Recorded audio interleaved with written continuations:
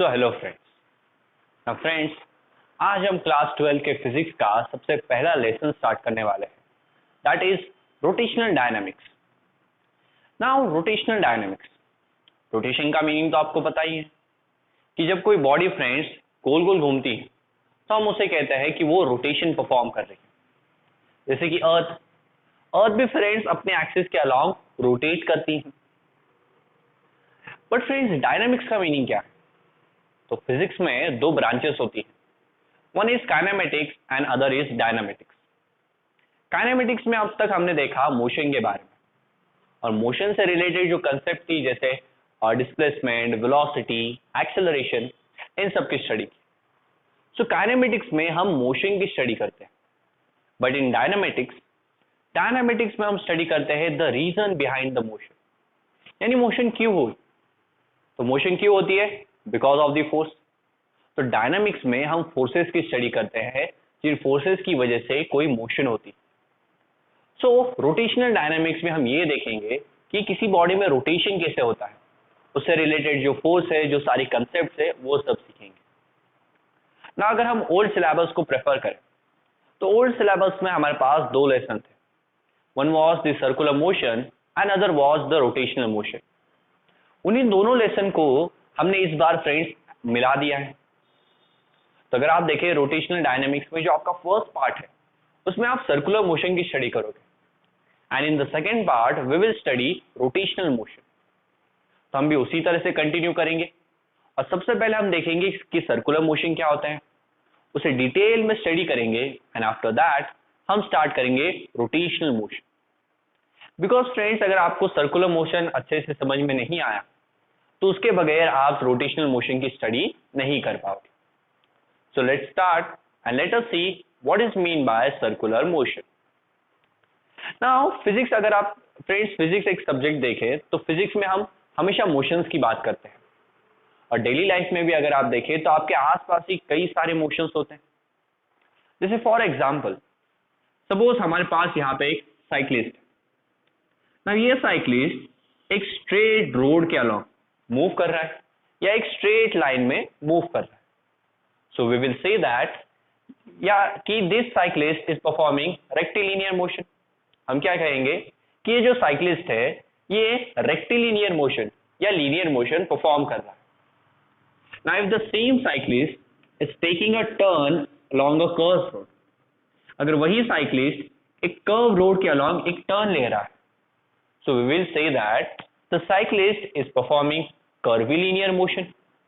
Okay, जब cyclist की motion किसी कर्व रोड के अलोंग होती है तो हम क्या कहते हैं कि वो कर्विलिनियर मोशन परफॉर्म कर रहा है। And in the same way, when the cyclist is performing his motion on a circular race course track, जब ये हमारा जो साइक्लिस्ट है, ओके, ये साइक्लिस्ट किसी सर्कुलर रेस कोर्स ट्रैक पे अपनी मोशन परफॉर्म करेगा, तो हम क्या कहेंगे कि ये सर्कुलर मोशन परफॉर्म कर रहा है। ओके, सो इससे हमें सर्कुलर मोशन की डेफिनेशन क्या मिली कि circular motion is a motion in which the particle moves along the circumference of the circle. Okay, particle किसके अलोंग मूव करता है?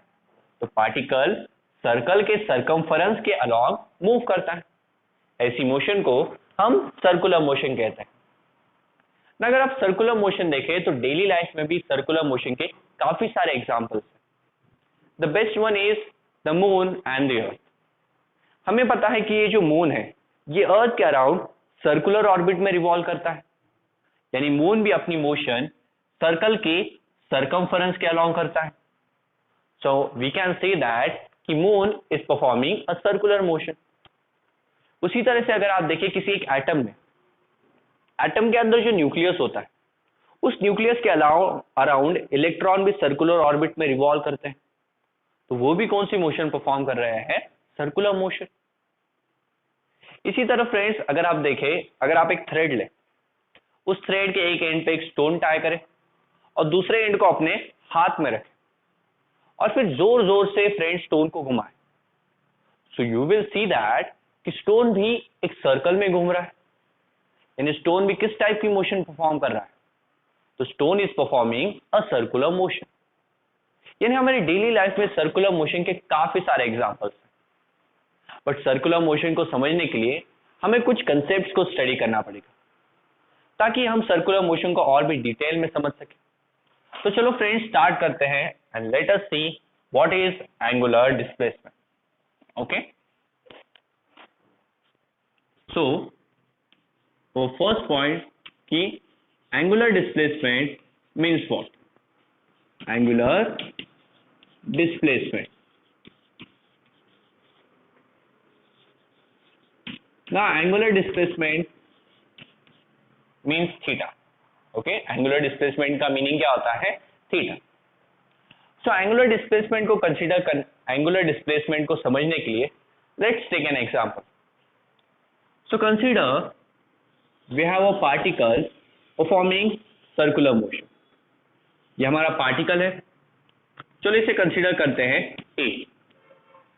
सो ये जो पार्टिकल है it is moving along the circumference of the circle, यानी particle A circular motion perform कर रहा है।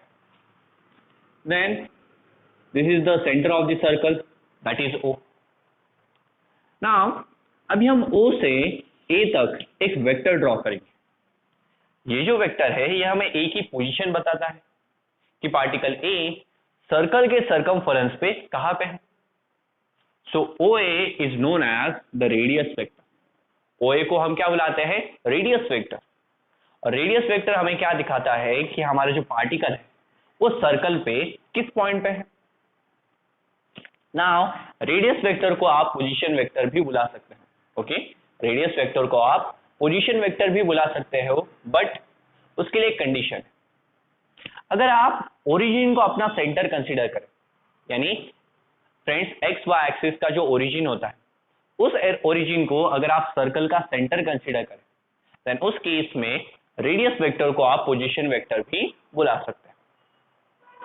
नाउ जैसे पार्टिकल की पोजीशन चेंज होगी उसी तरह रेडियस वेक्टर की डायरेक्शन भी चेंज होगी। यानी सपोज पार्टिकल ए इस पॉइंट पे है, सो ये रहा हमारा रेडियस वेक्टर। तो पहले रेडियस वेक्टर इस डायरेक्शन में था, अभी रेडियस वेक्टर इस डायरेक्शन में। So with the position of the particle, the direction of radius vector also changes. But radius vector की direction friends कुछ भी हो, एक बात यहाँ नोट करने जैसी कि the radius vector is always directed away from the center. Radius vector की direction हमेशा सेंटर से दूर जाती है। Okay? So radius vector is always directed away from the center, showing the position of the particle on the circumference of the circle. Okay, radius vector is always directed away from the center, showing the position of the particle on the circumference of the circle. तो हमने radius vector देख लिया। Now ये जो हमारा particle है ये circular motion perform कर रहा था, और ये सर्कुलर मोशन परफॉर्म कर रहा है एंटी क्लॉकवाइज सेंस में। ओके, एंटी क्लॉकवाइज सेंस का मतलब एंटी क्लॉकवाइज डायरेक्शन में हमारा पार्टिकल मूव कर रहा है। Now suppose circular motion perform करते वक्त एक टी टाइमिंग में हमारा पार्टिकल इस पॉइंट पे पहुंचता है। Now we can consider this point as B. हम इस पॉइंट को क्या कंसीडर कर सकते हैं? B point. तो सेंटर से एक वेक्टर ड्रॉ करेंगे जो हमें बी की पोजीशन दिखाता है, और ये क्या है हमारा? Radius vector, that is bar r. Okay, so OB is the radius vector showing the position of the particle at point B. Now अगर आप देखें जब हमारा पार्टिकल A से B तक मूव कर रहा था तो यहाँ ये जो दो रेडियस वेक्टर है, इन दोनों रेडियस वेक्टर ने यहाँ पे एक एंगल बनाया है, और ये जो एंगल है इस एंगल को हम बुलाते हैं थीटा, यानी कि एंगुलर डिस्प्लेसमेंट। ओके, पार्टिकल की मोशन के वक्त इन दोनों रेडियस ने सेंटर के साथ जो एंगल बनाया है वो एंगल होता है फ्रेंड्स हमारा एंगुलर डिस्प्लेसमेंट। तो एंगुलर डिस्प्लेसमेंट की हमें डेफिनेशन भी मिल जाएगी कि the angle described by the radius vectors at the centre of the circle in a given timing is known as angular displacement. वापस एक बार रिपीट करेंगे कि the angle described by the radius vector at the center of the circle in a given timing t is known as angular displacement. जो angle friends radius vector बनाते हैं centre पे और वो भी एक गिवन टाइमिंग t में, उसी एंगल को हम बुलाते हैं एंगुलर डिस्प्लेसमेंट। नाउ अगर आप देखें तो पार्टिकल A से B तक जब मूव कर रहा था तो उस टाइमिंग में उसने ये इतना डिस्टेंस कवर किया है और इस डिस्टेंस को हम बुलाते हैं हमारा डिस्प्लेसमेंट। ओके, ये जो है फ्रेंड्स ए बी वाला डिस्टेंस, ये क्या है हमारा डिस्प्लेसमेंट, जिसे हम डिनोट करते हैं एस से। ओके, जिसे हम किससे डिनोट करेंगे, एस से। ना ये जो डिस्प्लेसमेंट है, ये डिस्प्लेसमेंट इक्वल होता है दो चीजों के प्रोडक्ट को, और वो प्रोडक्ट है सर्कल का रेडियस आर और हमारा एंगुलर डिस्प्लेसमेंट थीटा। तो कोई पार्टिकल जब सर्कुलर मोशन परफॉर्म कर रहा है तो सर्कुलर मोशन परफॉर्म करते वक्त उसका जो डिस्प्लेसमेंट होता है वो डिस्प्लेसमेंट इक्वल होता है सर्कल के रेडियस इनटू पार्टिकल के एंगुलर डिस्प्लेसमेंट। और ये चीज आपने 11th स्टैंडर्ड में भी देखी है, जहां पे एस लेंथ ऑफ आर्क होता था। लेंथ ऑफ आर्क किसे इक्वल था, सर्कल के रेडियस इनटू द एंगल जो हमारी आर्क सेंटर के साथ बनाती है। ओके, तो वही फॉर्मूला हमने यहाँ पे यूज किया है ना। अगर हमें एंगुलर डिस्प्लेसमेंट की वैल्यू चाहिए, यार यहाँ डिस्टर्ब कर रहा है हमें, तो क्या करेंगे हम, यहाँ मल्टीप्लीकेशन में है तो डिवीजन में वहां पे चले जा। So we will get S upon R is equal to theta. तो हमें एंगुलर डिस्प्लेसमेंट की वैल्यू मिली है एस अपॉन आर और लीनियर डिस्प्लेसमेंट की वैल्यू मिली है R into theta. Okay, now friends अभी एंगुलर डिस्प्लेसमेंट, तो डिस्प्लेसमेंट क्या होता है, it is a vector quantity. यानी वेक्टर क्वांटिटी है मतलब उसके पास मैग्नीट्यूड यानी वैल्यू होगी और एक डायरेक्शन भी होगी। सो मैग्नीट्यूड तो हम वैल्यू इन फॉर्मूले से फाइंड कर लेंगे, but what about the direction, angular displacement की डायरेक्शन क्या होती है, तो सिंपल है। एंगुलर डिस्प्लेसमेंट की डायरेक्शन के लिए हम यूज करेंगे राइट हैंड थंब रूल। तो राइट हैंड थंब रूल में आपको क्या करना है, पार्टिकल जिस डायरेक्शन में रिवॉल्व कर रहा है उस डायरेक्शन में राइट हैंड के फिंगर्स को फ्रेंड्स कर्ल करना है। ओके, और आपका थंब जिस डायरेक्शन में पॉइंट करेगा वो डायरेक्शन होगी एंगुलर डिस्प्लेसमेंट की। तो यहां मैंने सिर्फ अपने राइट हैंड के फिंगर्स को पार्टिकल जिस डायरेक्शन में मूव कर रहा था उसमें कर्ल किया, तो थंब कहां पॉइंट कर रहा है, बोर्ड से बाहर, यानी ये हमारे एंगुलर डिस्प्लेसमेंट की डायरेक्शन होगी। यानी अगर यही सर्कल इस तरह होता फ्रेंड्स, यानी ऐसे हॉरिजॉन्टल रखा होता, ओके, तो उस केस में एंगुलर डिस्प्लेसमेंट की डायरेक्शन ऐसे अपवर्ड होती, या हम कह सकते हैं कि हमारे जो सर्कल है उसमें परपेंडिकुलर होती। ओके, सो एंगुलर डिस्प्लेसमेंट की डायरेक्शन आप ऐसे बता सकते हो using the right hand thumb rule. Now one more question है फ्रेंड्स कि वैल्यू तो इस फॉर्मूले से कैलकुलेट कर लोगे, बट यूनिट क्या लगाओगे, तो सी फ्रेंड्स एंगुलर डिस्प्लेसमेंट या उसका सिंबल क्या है, थीटा, और एंगुलर डिस्प्लेसमेंट असल में क्या है, एक एंगल है। तो एंगल को आप किस में मेजर करते हो, रेडियंट्स में। हम फ्रेंड्स जब 10 से 10 तक फ्रेंड्स हम एंगल्स को डिग्री में मेजर करते थे, बट 11th के बाद हम एंगल्स को मेजर करेंगे रेडियंट्स में। So the SI unit of angular displacement is radians. Angular displacement का जो एसआई यूनिट है वो क्या है, radius. Now friends just for information, angular displacement friends, अगर एंगुलर डिस्प्लेसमेंट बड़ा है यानी अगर उसकी वैल्यू काफी बड़ी है, देन उस केस में वो स्केलर होता है।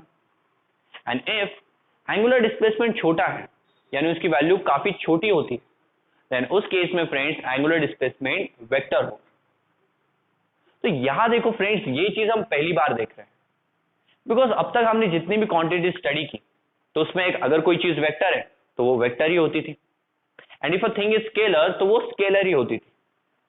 बट एंगुलर डिस्प्लेसमेंट के साथ क्या होता है, ये कभी स्केलर होती है और कभी वेक्टर होती है। यानी अगर एंगुलर डिस्प्लेसमेंट की वैल्यू काफी बड़ी है तो एंगुलर डिस्प्लेसमेंट स्केलर होगा, बट अगर एंगुलर डिस्प्लेसमेंट की वैल्यू छोटी है तो एंगुलर डिस्प्लेसमेंट क्या होगा, एक वेक्टर क्वांटिटी। और ये चीज फ्रेंड्स आप हायर स्टैंडर्ड्स में सीखोगे, it was just for your extra information. Now जैसे कि मैंने अभी आपको बताया कि एंगुलर डिस्प्लेसमेंट की वैल्यू अगर छोटी है सो वो एक वेक्टर क्वांटिटी होती है, और उस केस में हम एंगुलर डिस्प्लेसमेंट को बुलाते हैं इंस्टेंटेनियस एंगुलर डिस्प्लेसमेंट। क्या बुलाएंगे हम एंगुलर डिस्प्लेसमेंट को? Instantaneous angular displacement. ना इंस्टेंटेनियस एंगुलर डिस्प्लेसमेंट काफी छोटा है, so we will write here bar delta theta, because physics में अगर कोई भी चीज बहुत ही छोटी होती है तो उन्हें हम डिनोट करते हैं फ्रेंड्स डेल्टा से। उस चीज को कैसे दिखाओगे? डेल्टा से। ओके, तो फ्रेंड्स ये इंस्टेंटेनियस एंगुलर डिस्प्लेसमेंट काफी छोटा है, इसलिए इस केस में एंगुलर डिस्प्लेसमेंट एक वेक्टर क्वांटिटी होगी, और इसलिए मैंने उसके ऊपर लगाया है बार। इनटू फ्रेंड्स अगर आप बार आर करें तो will get delta S. Okay, ये फॉर्मूला, ये चीज फ्रेंड्स हमने इस फॉर्मूला से डिराइव की है। ओके, तो अगर फ्रेंड्स हमारा एंगुलर डिस्प्लेसमेंट छोटा है तो पार्टिकल ये जो डिस्टेंस कवर करेगा ये डिस्टेंस भी काफी छोटा होगा, तो वो दिखाने के लिए we will write here bar delta S. और ये जो बार आर है ये है फ्रेंड्स हमारा रेडियस वेक्टर। सो इसी तरह से हमें instantaneous angular acceleration sorry instantaneous angular displacement का भी फॉर्मूला मिल गया है। नाउ फ्रेंड्स ये हमारी फर्स्ट टर्म थी जो हमें सर्कुलर मोशन को समझने के लिए हेल्प करेगी, that is angular displacement means theta. इसके बाद हम हमारी नेक्स्ट टर्म देखने वाले हैं, that is angular velocity, that is omega. So please note down this.